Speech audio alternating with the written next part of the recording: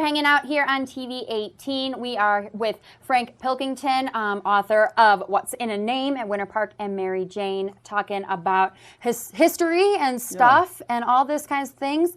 Why'd you write this book? Oh, well, when I retired as a full-time job, I became a volunteer host at the ski area. Cool. And one of the fun parts about a host is to give tours of the mountain. Okay. And as I gave tours, I found guests really enjoyed hearing more about how these trails were connected and what they meant, and the famous people who they were named after.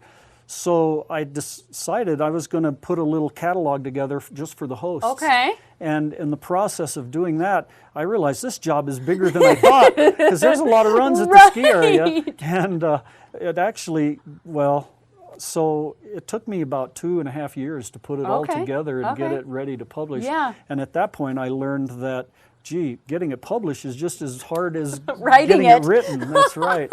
And I got to give a little plug to this Monday writers group that's at the Fraser Library. Because these are people, locals, who all have written, and they have experience at how to get published and suggestions about writing style. And it's there that I met Joyce Engel and Gene Miller. And I mean, these are like royalty of Grand County, you know, because they've been around a while. So the book kind of flowed into this handbook for hosts. Where we started, and I found out that tourists kind of liked it too, because it's affordable and it gave them some information about where they've been and a souvenir to take home. I bought it for my dad for Christmas. I love it. He loves it. It's great. Well, thank you. Did you start from scratch? Like, you've been here a while, so you knew some of the stories yourself, but how did you find out all the information?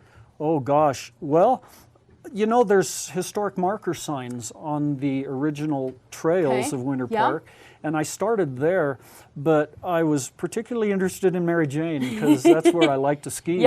And that was a perfect railroad thing. So I went to the Colorado Railroad Museum, and the director there, Steve Lee is his name, he really helped me a lot.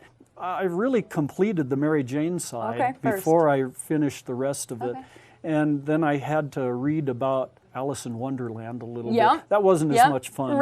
Yet it's appropriate to the area because it's where families like to go. And what better than to use a family book? And from teaching geography for a lot of years, I realized that this is all named by region. So we've got a region of cowboy names and a region of flower names and Indian names, and I thought that regionalization was a really neat approach. And as I researched, I thought all of that credit goes to Jerry Groswald and the Winter Park Recreation Board of 15 members who approved these. Because the names are different than other ski areas where it's just something like Bouncer. And Alice in Wonderland is totally random in the ski world in my head. So but little kids love it. And when they think of the White Rabbit, that's so fluffy and furry and fun to be with, you know, and so is Cheshire Cat. Everybody likes cats. So Bob Woodbury helped develop that area in the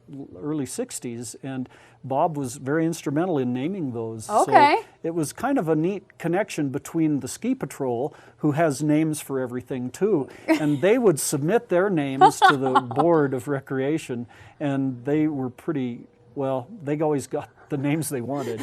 But it's fortunate that they did use themes in the regions that they were, because it almost, you can't get lost. You know, if you're on a cowboy run, you know you're over at Pioneer. You know, if you're in an Indian run, you know you're at Eagle Wind. And a lot of flowers up at the Pan Rapids and the railroad runs on the Mary. So the themes, regions connection, I thought was really great planning on their part as the ski area grew.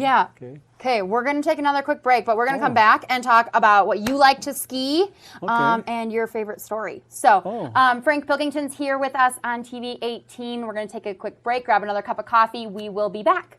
Thank you. Hey, what's going on, everyone? I'm Sarah with Good Morning Winter Park. As one of Colorado's largest counties, Grand County is home to several different towns: Kremling, Parshall, Hot Sulphur, Granby, Grand Lake, Tabernash, Fraser, and Winter Park. Today's adventure brought me to Hot Sulphur Springs, Colorado. Hot Sulphur is a little slice of heaven nestled in the heart of Grand County along Highway 40 between Granby and Kremling. It's a small but vibrant community filled with history and pride. Hot Sulphur Springs is in the county seat of Grand County and the birthplace of winter sports in our region. It's home to the relaxing Hot Sulphur Springs and the Historic Museum. Both are a must-see in Hot Sulphur. Or if you just need a new license, the courthouse is always there too. Thanks again for watching Grand County's only morning show. I'm Sarah, and I will see you out and about.